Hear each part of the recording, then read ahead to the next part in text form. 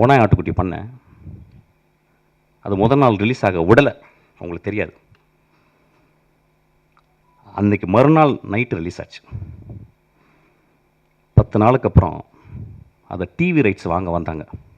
அப்போ எனக்கு நெருக்கமான மனிதன், ஒரு பெரிய இயக்குனர் என்னை கூப்பிட்டு போய் உனக்கு நிறைய காசு வாங்கி தரேன்டான்னு கூப்பிட்டு போனார். ஒரு பெரிய ரூமுக்குள்ளே போனான் ஐயா. அவன் என் நண்பன். அவன் 20 பேர் இருந்தாங்க அந்த ரூமுக்குள்ளே.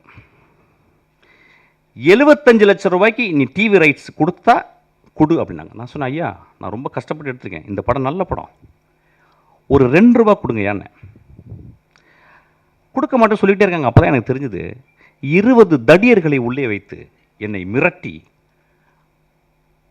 என்னை கையெழுத்து போட வச்சாங்க. 75 லட்ச ரூபா கொடுத்தாங்க.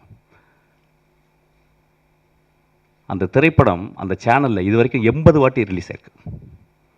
அந்த செக் எடுத்தாந்து அவங்கள்ட்ட நான் கிழிச்சு போட்டுட்டு சொன்னேன், ஐயா நான் சென்னைக்கு வரும்போது ஒரு வெள்ளை பேப்பரும் ஒரு பென்சில் தான் எடுத்துகிட்டு வந்தேன், அவ்வளோ வறுமையான குடும்பத்துலேருந்து வந்தவன், நான் கஷ்டப்பட்டு திரும்பி வருவேன். நான் கஷ்டப்பட்டு இந்த மேடையில் நன்றி